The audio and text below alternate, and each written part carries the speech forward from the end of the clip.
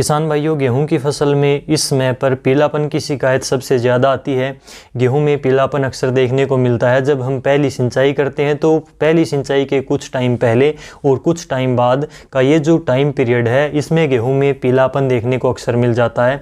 तो गेहूं के पीलापन को कैसे ठीक करें, कौन कौन से वो कारण हैं जिनकी वजह से गेहूँ में पीलापन आता है, क्योंकि किसी एक कारण की वजह से पीलापन नहीं आता, पीलापन आने के अनेक कारण होते हैं। तो इनके बारे में आपको कंप्लीट जानकारी दूंगा।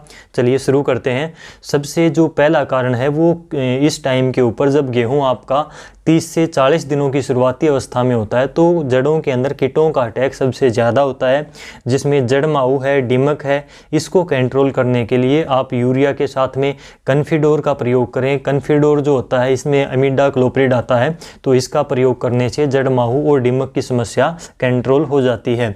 इसके बाद में जड़ में निमाटोड की शिकायत आती है, जिससे जड़ों में गांठें बन जाती हैं, नई जड़ें नहीं निकल पाती, पुरानी जड़ें खत्म हो जाती हैं, जिससे पौधा पीला हो जाता है और बाद में धीरे धीरे खत्म होने लगता है।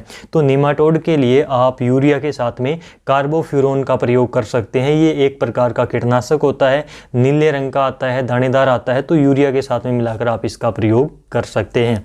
पोषक तत्वों की कमी भी पीलापन आने की मुख्य वजह है। खाद की कमी से पीलापन आ जाता है, जिसमें मुख्य रूप से नाइट्रोजन की कमी से पीलापन दिखाई देगा, जिंक की कमी से भी, सल्फर की कमी से भी और पोटास की कमी से भी आपको गेहूं में पीलापन देखने को मिलेगा।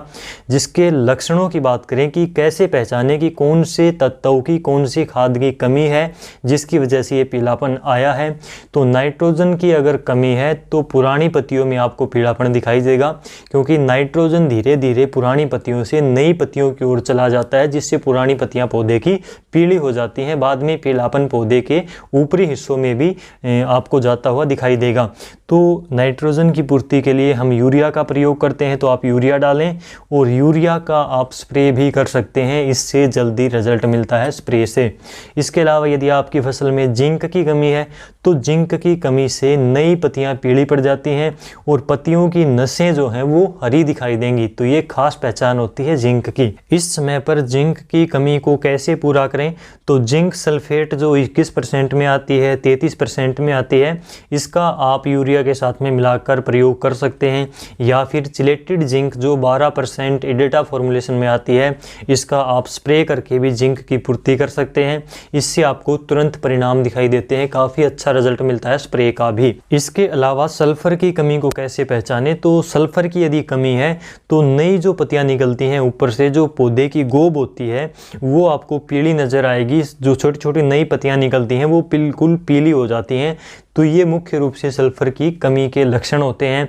सल्फर की कमी को इस समय पर कैसे पूरा करें, तो इस समय पर आप 80% WDG फॉर्मुलेशन में जो सल्फर आती है उसका प्रयोग करें, यूरिया के साथ में मिलाकर आप डाल सकते हैं।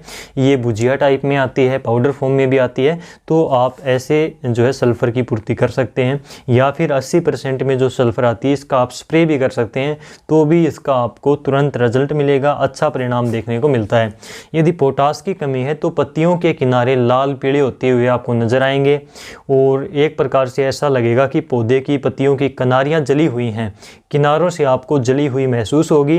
लाल और पीले रंग के आपको भूरे कलर के पत्तियों के ऊपर निशान दिखाई देंगे, तो मानकर चल सकते हो कि पोटास की भी आपकी फसल में कमी है। इसकी पूर्ति के लिए इस समय पर NPK 0050 का आपको स्प्रे करना है। 50% इसमें पोटास होती है, तो आप इसका प्रयोग करके पोटास की पूर्ति इस समय पर कर सकते हैं।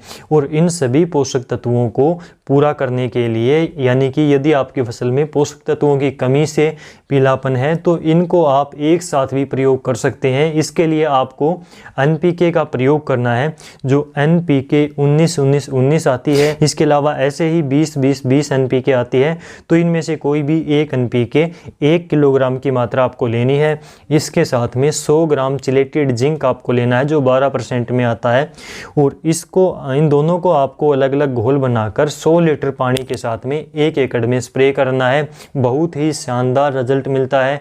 गेहूं में, दूसरी फसलों में भी आप इसका प्रयोग कर सकते हैं, काफ़ी अच्छा रिजल्ट मिलता है इस मिक्स कॉम्बिनेशन का। इसके अलावा गेहूं में तीसरा जो मुख्य कारण होता है पीलापन का इस समय के ऊपर, क्योंकि हम इस टाइम के ऊपर पहली सिंचाई के साथ में खरपतवार नाशक स्प्रे करते हैं, जिनकी वजह से एक बार फसल की ग्रोथ कम हो जाती जाती है, पीलापन भी कई बार आ जाता है। तो अगर आपकी फसल में खरपतवार नाशक का स्प्रे करने से पीलापन आया है, बढ़वार कम है, तो 2 किलोग्राम यूरिया लेकर उसके साथ में 100 ग्राम चिलेटेड जिंक लेकर इन दोनों का घोल बनाकर आपको 100 लीटर पानी की मात्रा के साथ में 1 एकड़ में स्प्रे करना है। काफ़ी अच्छा शानदार आपको रिजल्ट मिलेगा। फसल के ऊपर अलग से ही बढ़वार आपको दिखाई देगी, एक अच्छा हरा रंग आपको फसल में दिखाई देगा स्प्रे करने के बाद में। और इसके अलावा कुछ ऐसी कंडीशन हो जाती है मौसम की, यानी कि विपरीत मौसम यदि है तो भी आपको फसल में गेहूं में पीलापन दिखाई दे सकता है। दिन में ज़्यादा गर्मी पड़ती है, ज़्यादा धूप निकलती है, रात को ज़्यादा ठंड पड़ती है, तो ऐसी कंडीशन अगर है तो गेहूं में पीलापन नज़र आ सकता है। ये मौसम परिवर्तन होने के साथ ही गेहूं से पीलापन दूर हो जाता है। तो अगर ऐसी कंडीशन है तो ये मौसम की वजह से भी हो सकता है। तो इस प्रकार से गेहूँ में पीलापन को पहचान कर समय रहते यदि आप इसका सोल्यूशन करते हैं, आप इसका इलाज करते हैं, तो ये पीलापन ठीक हो जाता है। इस वीडियो को दूसरे किसान भाइयों के साथ में शेयर जरूर करें ताकि उन्हें भी ये जानकारी टाइम रहते मिल सके। इसी प्रकार की खेतीबाड़ी की नई नई अपडेट के लिए आप डियर किसान यूट्यूब चैनल को सब्सक्राइब भी कर सकते हैं। आज के इस वीडियो में बस इतना ही। आपसे फिर मुलाकात होगी, तब तक के लिए नमस्कार, जय हिंद।